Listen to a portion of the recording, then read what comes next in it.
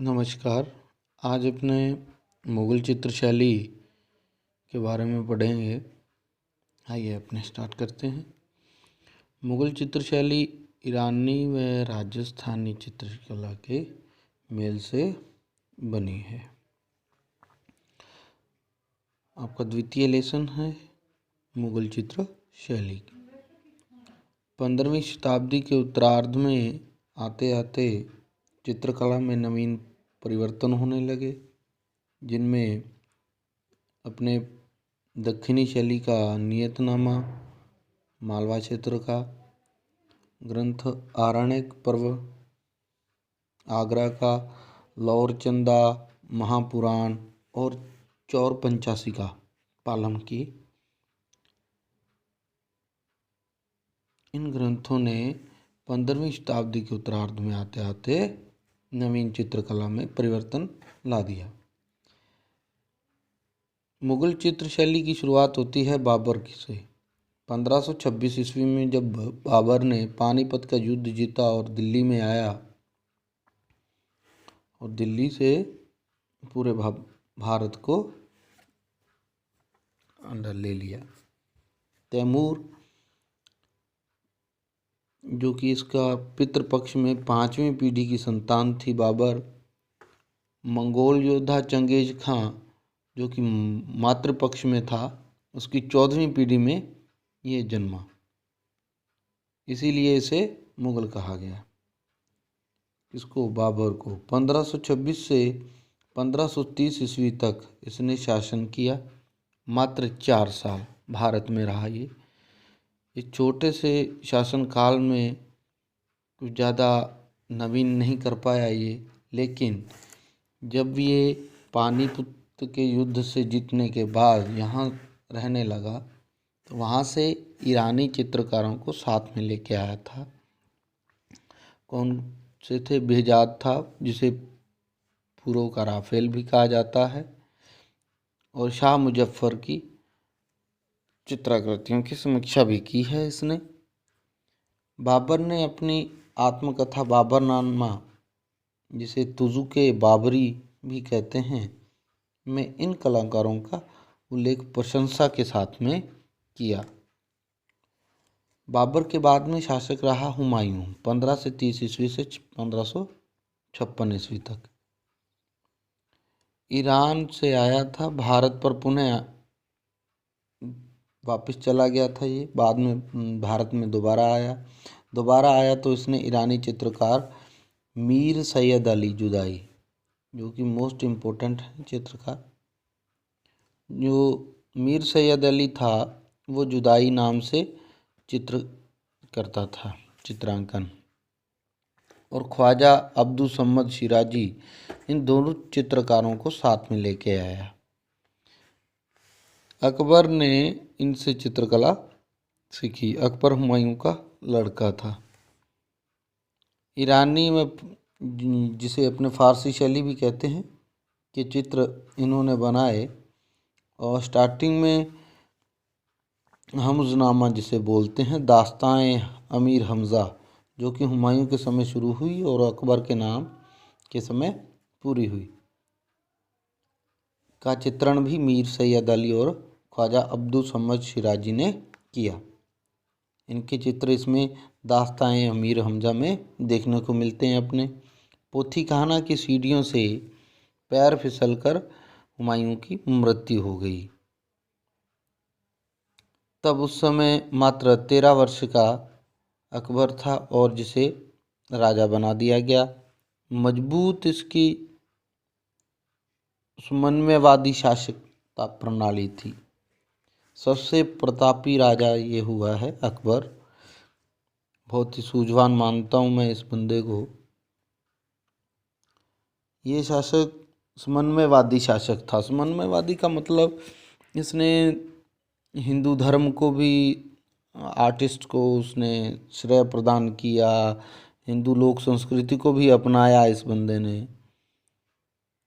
मतलब इसने न कोई अराजकता, सभी से समन्वय स्थापित करके इसने शासन किया। बहुत ही बुद्धिजीवी आदमी था। उक्त दोनों चित्रकारों ने भी समन्वयवादी चित्रण कार्य किया। जब ये पहले तो ये ईरानी और फारसी शैली के चित्र बनाते थे। कौन? मीर सैयद अली जुदाई और ख्वाजा अब्दुल समद शिराजी। ये दोनों चित्रकार जो इनसे शिक्षा ग्रहण की, खुद ये राजा बना अकबर, तो इनको खुद समन्वयवादी शासक होने के साथ साथ इसने उनसे भी समन्वयवादी चित्रण कार्य करवाया। कारण कि हिंदू संस्कृति यहाँ रहना है, शासन करना है, तो कुछ तो करना पड़ेगा यहाँ की जनता के लिए, नहीं तो बगावत शुरू हो जाती। तो समन्वयवादी चित्रण भी इन दोनों चित्रकारों से करवाया था, मीर सैयद अली जुदाई से और शिराजी से, और इनको प्रेरणा भी की और इनसे शिक्षा ग्रहण भी की। चित्रकला की शिक्षा ग्रहण करता था और जब खाली समय होता था तो वहाँ चला जाता था। कहाँ? चित्रशाला में। शाही क्रियाकलापों के साथ साथ समय बचता तो चित्रशाला में जाया करता। चित्रकार को उस समय कलम करतार कहा जाता था। अकबर के शासनकाल में चित्रकार को क्या कहा जाता है? मोस्ट इम्पोर्टेंट क्वेश्चन है। कलम करतार कहा जाता था। और कलम किसे कहते थे? कलम तुलिका को कहा जाता था। अकबर का प्रिय चित्रकार था ख्वाजा अब्दुल समद शिराजी। ख्वाजा अब्दुल समद शिराजी अकबर का प्रिय चित्रकार था। इसको श्री कलम की उपाधि दी थी। और दूसरा चित्रकार था मीर सैयद अली, जो जुदाई नाम से चित्रांकन करता था। यह मंसूर का लड़का था। मंसूर खुद एक चित्रकार रहा है। सुखलाल, दसवंत, बसावन, मुकुंद, जगन्नाथ, माधव, महेश, ताराचंद, सांवल, खेमकरण, हरवंश, राम आदि चित्रकार यहाँ रहे अकबर के शासनकाल में। ये जो यहाँ के जो चित्रकार हैं, बाहर से ईरानी शैली से तो यही आए याद, लेकिन अब्दुल समद के ये यहीं अंडर में इन्होंने ट्रेनिंग ली और यहीं ये चित्रांकन करने लगे, भारतीय चित्रकार। तो जिससे भारतीयता की झलक अकबर के शासनकाल की चित्रकला में भी, मुगल शैली में भी देखने को मिलती है। कारण यही था कि भारतीय चित्रकार भी इसमें शामिल थे। अब्दुल फजल एक विद्वान था अकबर के शासनकाल में। इसने आईने अकबरी, जिसे अकबरनामा भी कहा जाता है, तो उसे इसने लिखा। चित्रकारों को दी जाने वाली उपाधियां थी नादिर उल मुल्क, हुमायूं, नसारी। सभी कलाओं को समान दिया इसने, ललित कलाओं को। तभी तो यहाँ अकबर के शासनकाल में नवरत्न जिसे कहा जाता है वो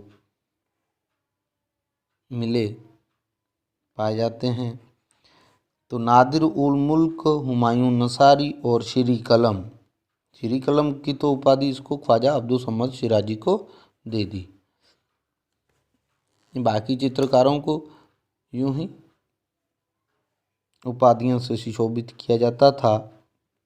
राय कृष्ण दास के अनुसार अकबर कालीन चित्रकला को 4 भागों में विभक्त किया जाता है। राय कृष्ण दास जी कहते हैं कि अकबर काल में जो भी चित्रण कार्य हुआ है, लगभग 20,000 के लमसम चित्र बने हैं यहाँ। कितने बने हैं? 20,000 के। राय कृष्ण दास जी के अनुसार अकबर कालीन चित्रकला 4 भागों में बांटी जाती है, जिसमें अभारतीय कथा, भारतीय कथा, ऐतिहासिक ग्रंथ और व्यक्ति चित्र।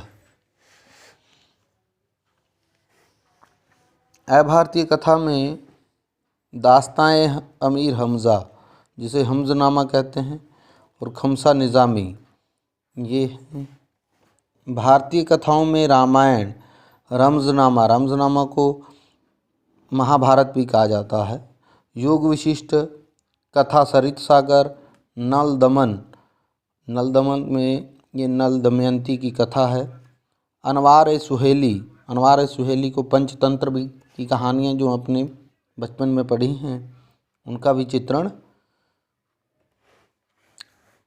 किया गया है, कृष्ण चरित्र, शकुंतला, लैला मजनू, श्री फरहाद आदि ये प्रेम कथाएं, भारतीय कथाएं चित्रित की गई। ऐतिहासिक ग्रंथों में शाहनामा में ईरान शासकों का इतिहास है, तैमूरनामा में तैमूर का इतिहास, बाबरनामा में बाबर का इतिहास और आईने अकबरी में अकबरनामा में अकबर का इतिहास, और दरबारनामा में अकबर के दरबार का वर्णन किया गया है, चित्रित किया गया शाही क्रियाकलापों का। नंबर 4 पे जो आता है व्यक्ति चित्रण को सभी के भी नाम से जाना जाता है, जो कि पोर्ट्रेट साइज की जो फोटोज होते हैं ना, जो अपने व्यक्ति चित्र आदमकद के भी बनाए जाते थे और पोर्ट्रेट साइज के भी बड़े, तथा सामाजिक चित्रण भी किया गया।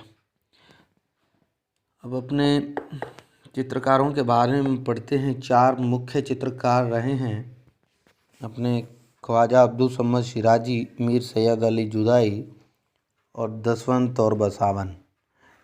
ये